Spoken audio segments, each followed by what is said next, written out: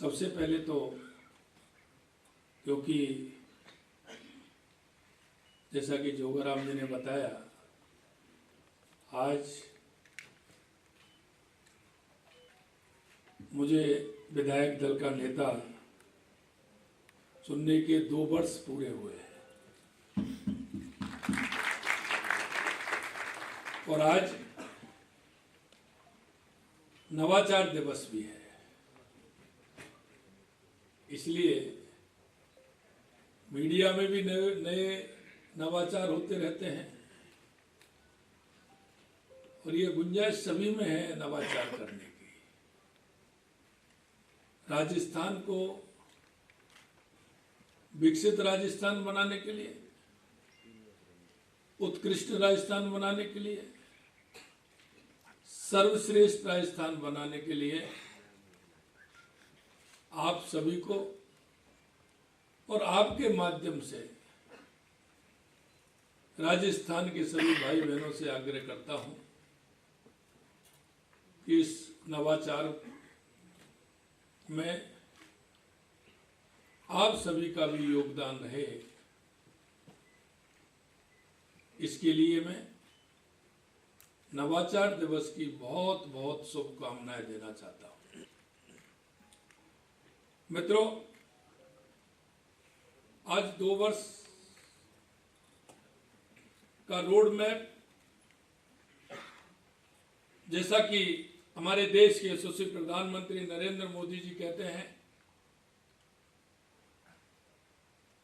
क्योंकि जनता के आशीर्वाद से केंद्र में और राज्य में हमारी सरकार है और हम इस दायित्व को समझते हैं। इसलिए हमारे देश के यशस्वी प्रधानमंत्री नरेंद्र मोदी जी कहते हैं कि हर सरकार को अपने 1 साल का जनता में किए हुए काम, उनका लेखा जोखा देने का काम करना चाहिए। आपको ध्यान होगा, 1 साल पहले भी हमने तो 1 साल के अंदर जो हमने काम किए थे, उनका लेखा जोखा भी हमने राजस्थान की जनता को दिया। अभी हमारे 2 साल पूरे हुए हैं, तो अब भी जनता के बीच में 2 साल पूरे होने पर हमने जो राजस्थान की जनता से वायदा किया, उनको 2 साल के रूप में जो काम किया है, हम जनता के बीच में उनको लेकर के जा रहे हैं और आपके माध्यम से भी हम राजस्थान की जनता को उन कार्यक्रमों के बारे में, कार्यों के बारे में हम जानकारी दे रहे हैं। क्योंकि जिस भरोसे के साथ 2 साल पहले राजस्थान की जनता ने हमारी सरकार बनाई, हम कहना चाहते हैं जिस संकल्प पत्र के माध्यम से हम जनता के बीच में गए थे, मैं आपके माध्यम से कहना चाहता हूं कि वो 70% के लगभग हमने वायदे पूरे किए हैं। मित्रों, प्रदेश की जनता की जो उम्मीद थी, उन पर खरा उतरने का काम हमने किया है। राजस्थान सरकार के 2 वर्ष सुशासन और विकास और विश्वास के 2 वर्ष हैं, जिन्होंने प्रदेश की दिशा और दशा दोनों बदलने के लिए ठोस शुरुआत की थी।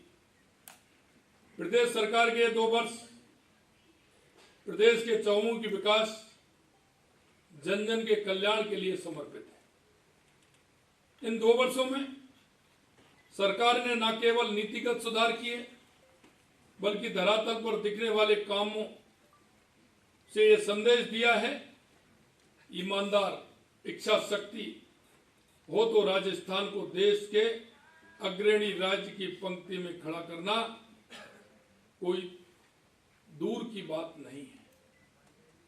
हमने केवल कहा नहीं बल्कि करके दिखाया। ये आंकड़े इस बात की गवाही देते हैं। हमारे द्वारा संकल्प पत्र में कुल 392 संकल्प लिए गए थे, जिसमें से 274 संकल्प या तो पूर्ण कर लिए गए हैं या फिर प्रगति में है। हमने जनता जनार्दन से जो काम 5 साल में पूरे करने का वादा किया था, उसमें 70% कार्य 2 वर्ष में पूरे किए हैं। बजट घोषणा की बात करें तो पिछले 2 वर्षों की कुल घोषणाओं में से 73% घोषणाएं या तो पूर्ण हो चुकी या प्रगतिशील है। हमारी सरकार ने साफ नियत, प्रभावी क्रियान्वित और पूर्ण पारदर्शिता के साथ ऐसा प्रशासन दिया है जिसने राजस्थान को देश के बेस्ट परफॉर्मर स्टेट की श्रेणी में पहुंचा दिया है। आज राजस्थान 11 राष्ट्रीय योजनाओं में प्रथम स्थान पर है, 5 योजनाओं में द्वितीय स्थान पर है, 9 योजनाओं में तृतीय स्थान पर है। ये हमारी सरकार की प्रतिबद्धता, मेहनत और जनता के विश्वास का परिणाम है। जहां पहले योजनाएं फाइलों में दब जाती थी, वहीं हमने उन योजनाओं को जमीन पर उतारा है और सीधे जनता तक उनका लाभ पहुंचाया है। राजस्थान जैसे प्रदेश में जल का महत्व है, आप सभी जानते हैं, वह किसी से छुपा नहीं है। लेकिन प्रदेश में गत कांग्रेस सरकार ने इस पर केवल राजनीति करने या घोटाले करने का काम किया और उन्होंने लटकाने और अटकाने का काम किया। उन्होंने ERCP जैसी महत्वाकांक्षी परियोजना को भी अटकाए रखा।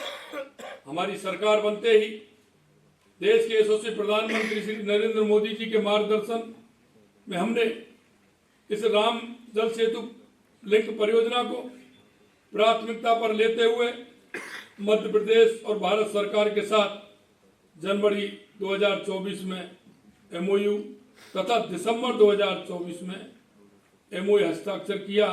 इस परियोजना को तेजी से धरातल पर उतारने के लिए 26,000 करोड़ रुपए के कार्य आदेश जारी कर दिए गए हैं।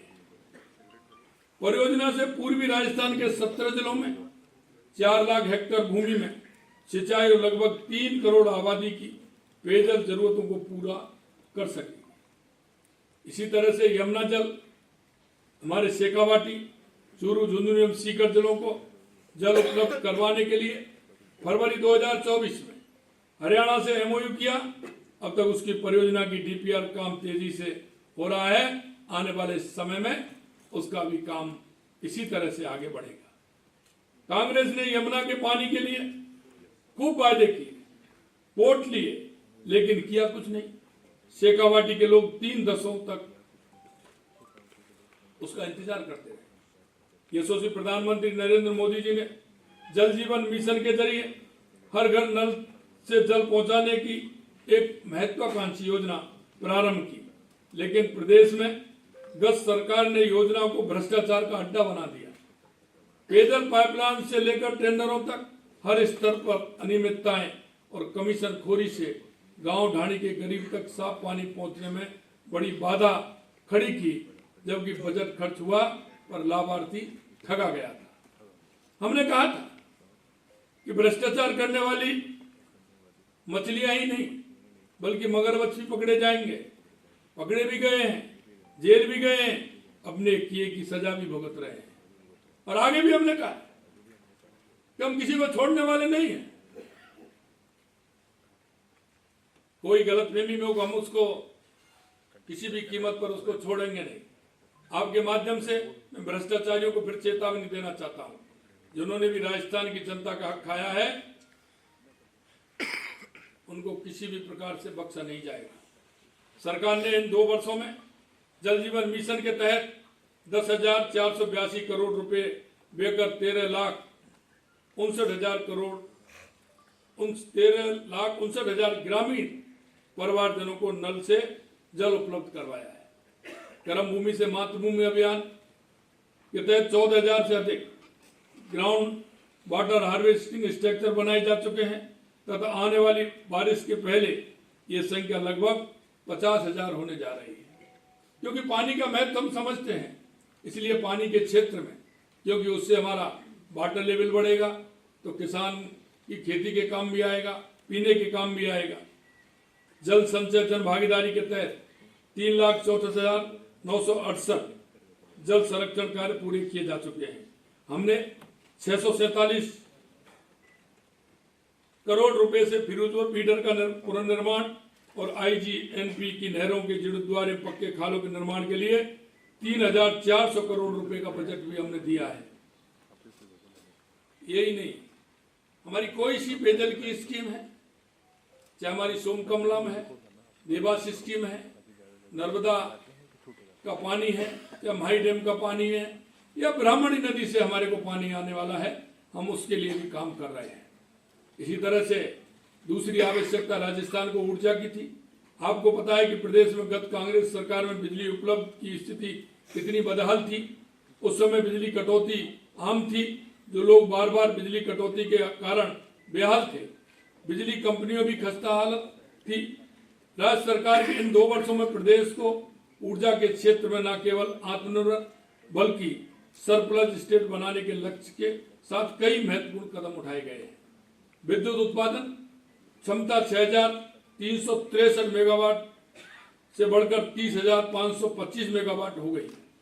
42,438 मेगावाट क्षमता विकसित करने के लिए केंद्रीय उपक्रमों के साथ 1,93,000 करोड़ रुपए के निवेश संयुक्त उद्यम के लिए एमओयू किए गए हैं और 1,20,000 करोड़ रुपए निवेश की जॉइंट वेंचर कंपनी गठित हो भी चुकी है।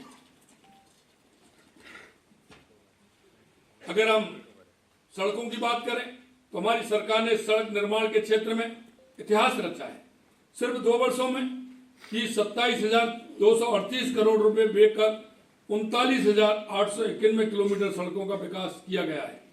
ये कोई मामूली काम नहीं है। ये हर गांव, हर किसान, हर व्यापारी के जीवन को सुगमता देने वाला परिवर्तन है। ग्रामीण सड़क नेटवर्क को मजबूत करने के लिए 8,557 किलोमीटर लंबाई में मिसिंग लिंक सड़कों का निर्माण किया गया है। प्रधानमंत्री ग्राम सड़क योजना के तहत 3,139 किलोमीटर सड़कों का उन्नयन, सुदृढ़ीकरण और नवीनीकरण पूर्ण है। राज्य अब ग्रीन एक्सप्रेस के युग में प्रवेश कर चुका है। 2,750 किलोमीटर लंबाई के 9 ग्रीनफील्ड एक्सप्रेस के निर्माण के लिए डीपीआर कार्य जारी है। ये एक्सप्रेसवे राजस्थान के आर्थिक विकास की नई कहानी लिखेंगे। साथ ही 10,000 से अधिक आबादी वाले गांवों में 320 करोड़ रुपए की लागत से 78 अटल प्रगति पथों का निर्माण स्वीकृत, उनमें से 29 कार्य पूरे हो चुके हैं। 5,000 से आबादी वाले गांवों में भी 492 करोड़ रुपए की लागत से 249 अटल प्रगति पथ स्वीकृत किए गए हैं और उनमें से 8 का निर्माण पूरा हो चुका है। आप देखेंगे गरीब कल्याण, कांग्रेस के शासन में गरीब आवाज बुलंद होने की बजाय दबा दी गई थी। योजना कागज पर बनती थी लेकिन जमीन पर उनका कोई निशान नहीं दिखता था। लेकिन आज परिदृश्य बदल चुका है।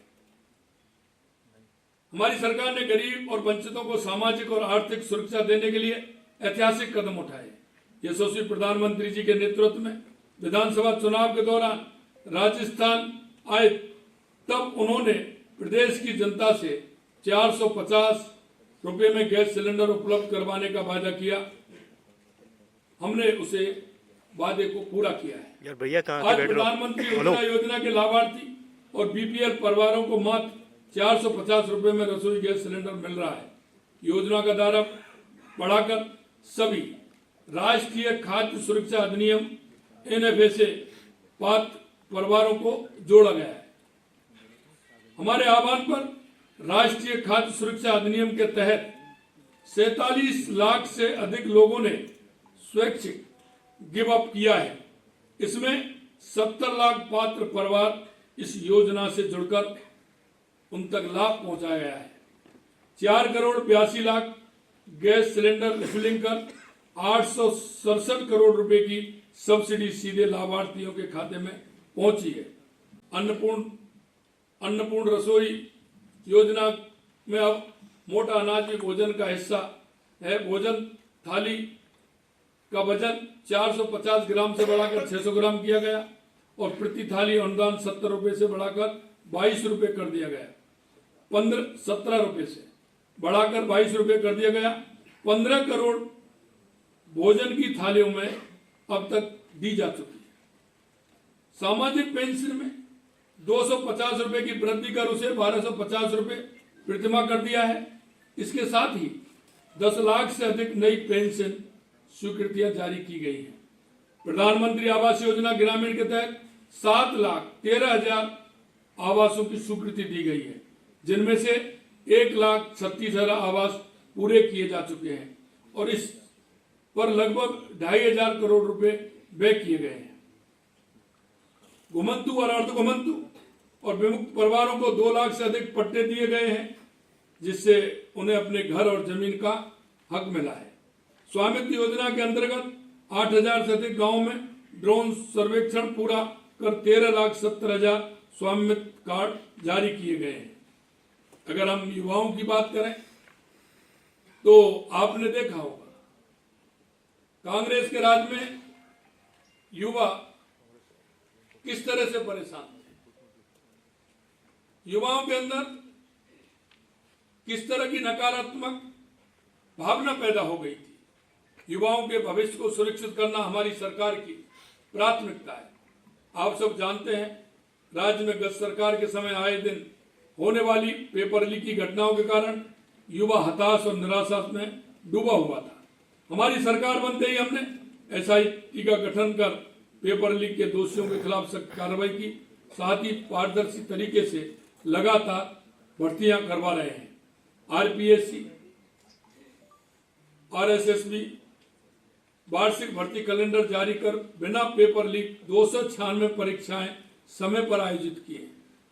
हमने 90,000 से अधिक पदों पर नियुक्तियां प्रदान की गई हैं। 1,53,000 पदों पर भर्तियों की कार्रवाई प्रक्रियाधीन है। शीघ्र ही हम 20,000 और सरकारी नियुक्तियां देने जा रहे हैं। 3,32,000 युवाओं को कौशल प्रशिक्षण प्रदान किया गया और प्राइवेट सेक्टर में 2.5 लाख से अधिक युवाओं को रोजगार के अवसर प्रदान किए गए हैं। 71 नवीन राजकीय महाविद्यालय की स्थापना, 7 नए मेडिकल कॉलेज प्रारंभ और मेडिकल कॉलेज में 2100 से अधिक सीटों की वृद्धि। प्रदेश में पहली बार खेलो इंडिया यूनिवर्सिटी गेम का भी सफल आयोजन। लगातार हम युवा के लिए काम कर रहे हैं और हम युवा पॉलिसी भी लेकर के आ रहे हैं, जिसे राजस्थान में जो काम हुए हैं उसमें भी हमारे राजस्थान के युवाओं को फायदा मिले और वो भी अपनी कोई ना कोई यूनिट उसमें ठीक प्रकार से डाल सके। युवा नौकरी लेने वाला नहीं, हम चाहते हैं राजस्थान का युवा नौकरी देने वाला भी बने, इसके लिए भी हम काम कर रहे हैं। अगर मैं किसान की बात करूं तो कांग्रेस सरकार में अन्नदाता किसान खुद अपने हक के लिए तरसता रहा, लेकिन आज तस्वीर बदल चुकी है। भाजपा सरकार ने किसानों को सक्षम और संबल बनाने का जो संकल्प लिया था वह अब धरातल पर दिख रहा है। हमने प्रधानमंत्री किसान सम्मान निधि के तहत दी जाने वाली वार्षिक राशि को 6,000 में राज्य सरकार की ओर से 3,000 रुपए जोड़कर 9,000 रुपए किया है। 76 लाख से अधिक किसानों को 10,432 करोड़ रुपए सीधे उनके खाते में भेजे जा चुके हैं। हमने अपने किसान की मेहनत का सम्मान करते हुए गेहूं पर वर्ष 2024-25 में 125 रुपए और 2025-26 में 150 रुपए बोनस दिया है। इस मदद के तहत 2,66,000 किसानों को गेहूं खरीद पर 471 करोड़ रुपए से अधिक का बोनस दिया गया है। इन 2 वर्षों में 44,000 करोड़ रुपए का ब्याज मुक्त फसली ऋण दिया गया। ऊर्जा के क्षेत्र में आत्मनिर्भर के लिए पीएम कुसुम योजना के अंतर्गत 52,000 सोलर पंप सेट लगाकर 822 करोड़ रुपए का अनुदान दिया गया है। हमने प्रदेश के किसानों को दिन में बिजली देने का वादा किया था। आज राजस्थान के 22 जिलों के किसानों को दिन में बिजली मिल रही है और शेष जिलों में भी हम दिन में बिजली उपलब्ध कराने के लिए प्रतिबद्धता के साथ काम कर रहे हैं। किसान को बिजली बिलों में 44,558 करोड़ रुपए का अनुदान दिया है। मुख्यमंत्री मंगला पशु योजना से 9 लाख पशुपालकों के 20 लाख पशुओं का पंजीकरण किया गया है। पशुओं को घर घर निःशुल्क उपचार मिले, इसके लिए मेडिकल सेवा 108 की तर्ज पर 1962 मोबाइल वेटरनरी सेवाएं शुरू की गई हैं। हमने राजस्थान सहकारी गोपाल क्रेडिट कार्ड योजना में 84,000 से अधिक परिवारों को 6 से 34 करोड़ रुपए का ब्याज मुक्त ऋण स्वीकृत किया है। गौशालाओं के अनुदान में 25% की बढ़ोतरी की गई है। नई नंदीशालाओं के लिए 90% तक अनुदान राशि दी जा रही है। अगर हम हमारे प्रदेश की महिलाओं के बारे में बात करें, आज मुझे ये कहते हुए गर्व है कि हमारी सरकार ने महिला सशक्तिकरण को केवल नारों तक सीमित नहीं रखा, हमने इसे धरातल पर उतारा है और हमारी बहनों के जीवन में वास्तविक परिवर्तन लाकर दिखाया है। कांग्रेस के समय महिला कल्याण की योजना सिर्फ घोषणाओं में थी, लेकिन भाजपा सरकार ने नियत, नीतियों और निष्पादन तीनों में ईमानदारी दिखाई है। प्रधानमंत्री मातृ वंदन योजना में देय राशि बढ़ाकर 5,000 से 6,500 रुपए की है। अब तक 9,92,000 गर्भवती माताओं को 531 करोड़ रुपए की राशि प्रदान की जा चुकी है। वहीं दूसरी बार बच्चे के जन्म पर मुख्यमंत्री मातृ पोषण योजना के तहत 5 लाख से अधिक लाभार्थियों को लगभग 170 करोड़ रुपए का लाभ मिला है। हमारी ग्रामीण अंचल की महिलाएं अब लखपति दीदी बनकर नारी शक्ति की मिसाल पेश कर रही हैं। 19,45,000 महिलाओं को प्रशिक्षण दिया गया है। इनमें से 12 लाख से अधिक महिलाएं लखपति दीदी बनकर अब आत्मनिर्भर, स्वावलंबी और सम्मानजनक जीवन जी रही है। कई लखपति दीदी अब मिलीनियर दीदी बनने की राह पर हैं। हमने लाड़ो प्रोत्साहन योजना शुरू की ताकि समाज में बालिकाओं के प्रति सकारात्मक सोच विकसित हो और उनके स्वास्थ्य एवं शिक्षा दोनों पर सुधार हो। इस योजना के तहत सहायता राशि को 1 लाख रुपए से बढ़ाकर अब 7 किस्तों में 1.5 लाख रुपए की सहायता दी जा रही है। अब तक 4,60,000 बालिकाओं इस लाभान्वित हो चुकी है। कालीबाई भील मेधावी छात्र स्कूटी योजना, देवनारायण स्कूटी योजना के माध्यम से 39,586 बालिकाओं को स्कूटी प्रदान की गई है। महिलाओं की सुरक्षा के लिए भी हमारी सरकार सजग है। हमारे लिए जन स्वास्थ्य केवल एक नीति नहीं बल्कि एक संकल्प है। हर नागरिक एक सस्ती, सुलभ, आधुनिक स्वास्थ्य सुविधाएं पहुंचाने का काम हम पिछले 2 वर्षों में सफलतापूर्वक किया है। मुख्यमंत्री आयुष्मान आरोग्य योजना का दायरा बढ़ाते हुए 132 नए पैकेज जोड़े गए हैं और अब तक 35 लाख से अधिक लाभार्थियों को 6,860 करोड़ रुपए की कैशलेस चिकित्सा सुविधा उपलब्ध कराई गई है। मां भाउचर योजना के तहत 2,26,000 सोनोग्राफी की गई, जिससे माताओं और शिशुओं के स्वास्थ्य की समय पूर्वक जांच संभव हो सके। दुर्लभ बीमारियों से पीड़ित बच्चों को राहत देने के लिए मुख्यमंत्री आयुष्मान बाल सम्मान योजना प्रारंभ की गई है। अगर आप देखेंगे राजस्थान की कानून व्यवस्था, कांग्रेस के शासनकाल में प्रदेश की कानून व्यवस्था का क्या हाल रहा, किसी से छुपा नहीं है। महिलाओं के साथ तो इतनी बर्बरता हुई कि प्रदेश को शर्मसार होना पड़ा। और इसमें भी इनके एक नेता ने सदन में कहते हुए पाए गए कि राजस्थान मर्दों का प्रदेश है। इन्हीं बहन बेटियों का दर्द नहीं दिखा, इन्हें शर्म भी नहीं आई। हमारी सरकार ने 2 वर्षों में कानून का इकबाल बुलंद किया, महिलाओं को सम्मान लौटाया, अपराधियों को सलाखों के पीछे पहुंचाया। कांग्रेस का दौर अराजकता का दौर था, जहां डकैती, लूट और छेड़छाड़ जैसे अपराधों ने आम जन को असुरक्षित कर दिया था। कांग्रेस के आखिरी 2 वर्षों की तुलना में फरवरी 2022 से दिसंबर 2023 तक अपराधों में 12% तक की कमी, हत्या जैसे जघन्य अपराधों में करीब 18% की कमी, डकैती तथा लूट में 50% की कमी, साइबर अपराधों में 35% की कमी, महिला अत्याचार में करीब 11% की कमी, SC ST के वर्ग के साथ होने वाले अत्याचारों में 21% की कमी। पिछले वर्षों की तुलना करें तो इस वर्ष 24,000 मामले कम दर्ज हुए हैं। आपने देखा होगा जिस तरह से आपको मैं कह सकता हूं कि वर्षों तक कांग्रेस सरकार ने वोट बैंक के लिए तुष्टीकरण किया। वोटों के लालच में कांग्रेस ने जबरन किए जा रहे धर्मांतरण पर चुप्पी साधे रखी, किंतु आज की भाजपा ने सरकार ने दृढ़ निश्चय के साथ इस खतरनाक प्रवृत्ति पर रोक लगाने का साहसिक कदम उठाया है। इस राज्य में न किसी को जबरन धर्म बदलवाने की छूट होगी और न किसी को अपने स्वार्थ के लिए लोगों की आस्था के साथ खिलवाड़ करने दी जाएगी। इस कानून के माध्यम से लालच, भय या धोखे से किसी व्यक्ति का धर्म बदलवाने पर कठोर दंड का प्रावधान किया गया है। महिलाओं, अनुसूचित जाति, जनजाति, कमजोर वर्गों को विशेष सुरक्षा दी गई है। जो लोग समाज में फूट डालने या किसी की धार्मिक स्वतंत्रता पर हमला करने की कोशिश करेंगे, अब उन्हें सलाखों के पीछे जाना पड़ेगा।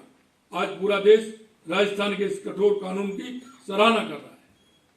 अगर हम राजस्थान में संभावनाओं की बात करें तो आपने देखा होगा कि पर्यटन हमारा ऐसा क्षेत्र है। हमारी सरकार राजस्थान की ऐसी महान संस्कृति और कला के संरक्षण एवं संवर्धन के लिए अनेक कार्य कर रही है। शेखावाटी की हवेलियां प्रदेश की अनमोल व अद्वितीय धरोहर है। इन धरोहरों को संरक्षण व संवर्धन के लिए हमारी सरकार हर संभव सहयोग कर रही है।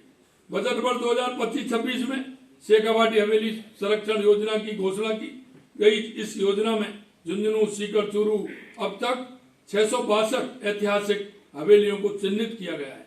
इन हवेलियों को हेरिटेज वॉक, सांस्कृतिक केंद्र, आर्ट गैलरी, होम स्टे और टूरिज्म हब के रूप में विकसित किया जाएगा। हम आस्था धामों के विकास के कार्य को प्राथमिकता से करवा रहे हैं। मंदिर श्री बिहारी जी, मंदिर श्री नीमच माता जी, मंदिर श्री मथुराधीश जी, मंदिर श्री नागणेची माता जी, मंदिर ब्रजनिधि जी, ऑनलाइन दर्शन की व्यवस्था भी प्रारंभ की गई है।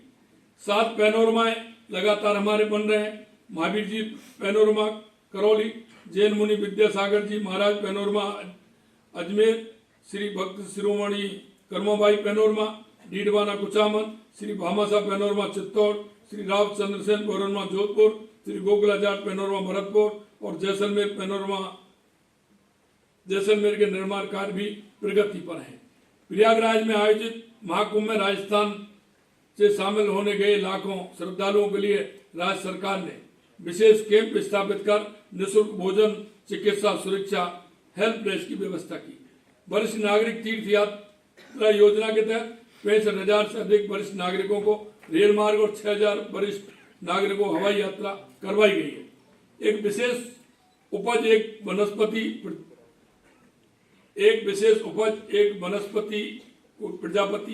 प्रजाति, एक उत्पादन, एक पर्यटन स्थल तथा एक खेल चिन्हित कर हमने जिलों में पंचगौरव का एक कंसेप्ट दिया है।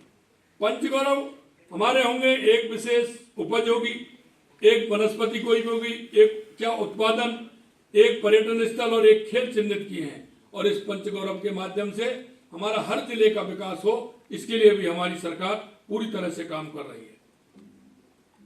अगर मैं हरियाणा राजस्थान की बात करूं तो आपने देखा राजस्थान रेगिस्तान के रूप में जाना जाता है, लेकिन पिछले 2 वर्षों में देश के यशस्वी प्रधानमंत्री नरेंद्र मोदी जी के नेतृत्व में हरियाणा राजस्थान में एक पेड़ मां के नाम महाअभियान में मिशन हरियाणा राजस्थान के में 20 करोड़ पौधे लगवाए गए।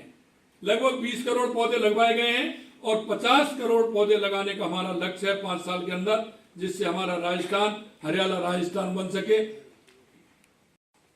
राइजिंग राजस्थान प्रदेश वासियों को बधाई देना चाहूंगा कि हमने 10 दिसंबर को पहले प्रवासी राजस्थान दिवस का आयोजन सफलतापूर्वक किया है। ये हमारा प्रथम प्रवासी राजस्थान दिवस था। आप सभी की जानकारी में होगा, जब राइजिंग राजस्थान हम पिछली बार हमने किया था तो हमने ये घोषणा की थी कि प्रवासी राजस्थानी सम्मेलन हम हर साल करेंगे और ये हमारा पहला सम्मेलन था। उसका आयोजन आपने देखा है कि किस तरह से सभी लोगों में, चाहे हमारे वो देश के हों या अन्य दूसरे देशों के हों, उन सभी का जिस तरह से उत्साह देखा, निश्चित रूप से हम कह सकते हैं कि उनकी भाव और भावना हमारी राजस्थान की मिट्टी के साथ है। इस आयोजन में देश दुनिया के बड़े बड़े उद्योगपतियों ने हिस्सा लिया और बड़ी संख्या में प्रवासी राजस्थानी भाई बहनों ने हिस्सा लिया। हमारी सरकार ने प्रवासी राजस्थान भाई बहनों के महत्व को समझते हुए उनके हित में एक नीति बनाकर लॉन्च की और उनके लिए अलग से एक प्रवासी मामला विभाग का भी गठन हमने किया है, क्योंकि हमने देखा जो उनकी मांग थी, उनकी मांग के आधार पर चाहे हम देश के विभिन्न प्रांतों में गए या और दूसरे देशों में गए, उन प्रवासी भाइयों को लगा हमें कि उसकी मांग है, उनकी कई परेशानी, हमने कहा आपकी उन परेशानियों को भी दूर करेंगे, इसलिए हमने प्रवासी मामला विभाग का गठन भी किया है। प्रवासी राजस्थान दिवस के अवसर पर 14 नए चैप्टर खोलने की घोषणा भी हमने की है। इनमें 9 नए चैप्टर विदेश में दक्षिण Africa, Bahrain, Kuwait, Oman, Malaysia, Thailand, Hong Kong, New Zealand और कनाडा में स्थापित किए जाएंगे।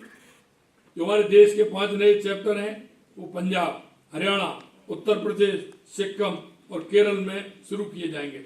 इस तरह राजस्थान फाउंडेशन के चैप्टरों की संख्या बढ़कर 40 हो गई है। और मुझे खुशी इस बात की है कि जब कल मैं उन सभी भाइयों से मिल रहा था तो अन्य कई देशों से भी और हमारे देश के अंदर से प्रदेशों से भी कई डिमांड आई है कि हमारे भी यहाँ चैप्टर खोला जाए, जिससे उसका लाभ भी हमें मिले और हम राजस्थान के विकसित राजस्थान बनने में अपना योगदान दे सकें। इससे पहले पिछले वर्ष राइजिंग राजस्थान का भी सफलतापूर्वक आयोजन किया था, जिसमें 35 लाख करोड़ रुपए के MOU हुए थे। और मैं आपको कहना चाहता हूं कि 8 लाख से ऊपर MOU हमारे उनके प्रोजेक्ट ग्राउंड ब्रेकिंग की जा चुकी है और जमीन पर उतर गए हैं। 1 साल से भी कम समय में आप देख रहे हैं लगभग 25% ग्राउंड ब्रेकिंग की गई है और ये आंकड़ा लगातार बढ़ रहा है। राइजिंग राजस्थान में आए निवेश के सुखद परिणाम भी अब सामने आने लगे हैं और प्राइवेट सेक्टर में इससे 2.5 लाख से अधिक रोजगार के अवसर सृजित हुए हैं। राइजिंग राजस्थान पहल और प्रवासी राजस्थान दिवस ने वैश्विक मंच पर राजस्थान की एक नई सशक्त और विश्वसनीय आर्थिक पहचान गढ़ी है, जहां प्रदेश की निवेश, उद्योग, पर्यटन और स्टार्टअप के लिए उभरते केंद्र के रूप में पहचान बनी है। इन 2 वर्षों में राजस्थान सरकार ने राजस्थान को व्यक्ति केंद्र से आगे बढ़ाकर नीति केंद्रित संस्थागत स्वरूप देने के लिए 28 से अधिक नई नीतियां लागू की हैं, जिनमें उद्योग, MSME, logistic, data centre, GCC नीति, पर्यटन, खनिज, स्वच्छ ऊर्जा, टेक्सटाइल जैसे क्षेत्रों की नीतियां का विशेष रूप से उल्लेखनीय है। राजस्थान को पिछले 2 वर्षों में अनेक योजनाओं में श्रेष्ठ उपलब्धियां अर्जित करने के लिए राष्ट्रीय स्तर पर सम्मानित और पुरस्कृत किया गया है। 2024-25 में हनुमानगढ़ जिला फसल बीमा में नवाचार हेतु राष्ट्रीय स्तर पर सम्मानित किया गया। राज्य सरकार द्वारा प्रोएक्टिव आधार पर बृहद स्तर पर कार्यक्रम के क्रियान्वित के मद्देनजर रखते हुए सूक्ष्म सिंचाई कार्यक्रम में वर्ष 2023-24 व 2024-25 के दौरान राष्ट्रीय स्तर पर क्रम से प्रथम व द्वितीय रैंक रही है। गवर्नमेंट प्रोसेस री इंजीनियरिंग फॉर डिजिटल ट्रांसफॉर्मेशन के लिए राष्ट्रीय ई गवर्नेंस रजत अवार्ड 2024 मिला। उद्योग संवर्धन, आंतरिक व्यापार विभाग द्वारा जारी logistic ease across different states report 2024 में राजस्थान को बेस्ट परफॉर्मेंस का पुरस्कार मिला। प्रधानमंत्री विश्वकर्मा योजना में ऋण स्वीकृति में राज्य को देश में द्वितीय पुरस्कार मिला। खनिज बिलों की नीलामी में प्रथम पुरस्कार मिला। 1 अक्टूबर 2025 से लागू SNA स्पर्श के माध्यम से गत वर्ष 2024-25 में 223.52 करोड़ रुपए जारी कर राजस्थान राज्य देश में अव्वल रहा है। सूर्य सप्तमी के अवसर पर 1,53 लाख छात्र छात्राओं द्वारा सामूहिक सूर्य नमस्कार का वर्ल्ड रिकॉर्ड बना है। मैं आपसे कहना चाहता हूं कि 2 साल के इस कांड में अगर आप देखेंगे, मैं प्रमाण सहित आपके माध्यम से जनता जनार्दन को यह बताना चाहूंगा कि भाजपा की सरकार ने केवल 2 वर्षों में कांग्रेस की पूरी 5 वर्ष की सरकार से ज्यादा काम किया है। वो उसका मैं रोड में पूरा आपको दे रहा हूं। और मैं कांग्रेस के लोगों से बार बार कहता हूं कि आप इसका जवाब दीजिए, लेकिन इसके बारे में वो नहीं बोलते, इसके बारे में नहीं बोलते। इसके आंकड़े मैं आपके सामने भी रख रहा हूं। प्रदेश के बिजली उत्पादन क्षमता में 6,363 मेगावाट क्षमता की वृद्धि की है, जबकि कांग्रेस ने 5 साल में सिर्फ 3,952 मेगावाट क्षमता की वृद्धि की। कांग्रेस ने 5 साल में 52,000 हेक्टेयर भूमि को नहरी तंत्र से सिंचाई सुविधा दी, जबकि हमने करीब 85,000 हेक्टेयर को सिंचाई सुविधा प्रदान की है। कांग्रेस के 5 साल में 29,430 फार्म पॉन्ड बने, जबकि हमारी सरकार ने 35,368 बनाए। उनके 5 साल में पाइपलाइन अनुदान 91,582 किसान लाभान्वित हुए थे, जबकि हमारी 2 साल में 98,753 किसान लाभान्वित हो चुके हैं। हमने गौशालाओं को 2 साल में 3,433 करोड़ रुपए की सहायता दी, जबकि कांग्रेस ने 5 साल में 3,117 करोड़ रुपए ही गौशालाओं को दिए। उनके 5 साल में खेतों पर तारबंदी, जो किसान का प्रमुख काम, 113 लाख मीटर हुई, जबकि हमने 2 साल में 299 लाख मीटर तारबंदी की है। उन्होंने 49 प्रथम श्रेणी चिकित्सालय क्रमोन्नत किए, जबकि हमने 101 पशु चिकित्सालय क्रमोन्नत किए हैं। उन्होंने 13 बहुउद्देशीय पशु चिकित्सालय क्रमोन्नत किए, जबकि हमने 2 साल में 50 क्रमोन्नत कर दिए हैं। हमारी सरकार ने 2 साल में 1,640 गांवों को सड़कों से जोड़ा, जबकि कांग्रेस ने 5 साल में 1100 गांवों को ही सड़कों से जोड़ा। नई सड़क बनाने के मामले में भी हमने 15,684 किलोमीटर के साथ कांग्रेस के 5 साल के 13,160 किलोमीटर के काम को पीछे छोड़ दिया है। इस तरह के बहुत सारे काम हैं जो आपको उसकी सूची मिलेगी। सभी को मैं बताने में और ज्यादा समय उसमें लगेगा। अभी तो ये शुरुआत है। हमारे इस कार्यकाल में अभी 3 वर्ष का समय बाकी है। हम आपके माध्यम से राजस्थान की जनता को ये विश्वास दिलाते हैं कि हमने अपने संकल्प पत्र में जितने वादे किए वो संपूर्ण वादे हम पूरा करेंगे। हमारी सरकार, हमारे मंत्रीगण, विधायकगण, सांसदगण, संगठन के नेतागण सभी मिलकर राजस्थान की जनता की सेवा करने में कोई कोर कसर नहीं छोड़ेंगे। राजस्थान की जनता ने हमसे जो अपेक्षा की है, हम उन अपेक्षाओं पर खरा उतरेंगे।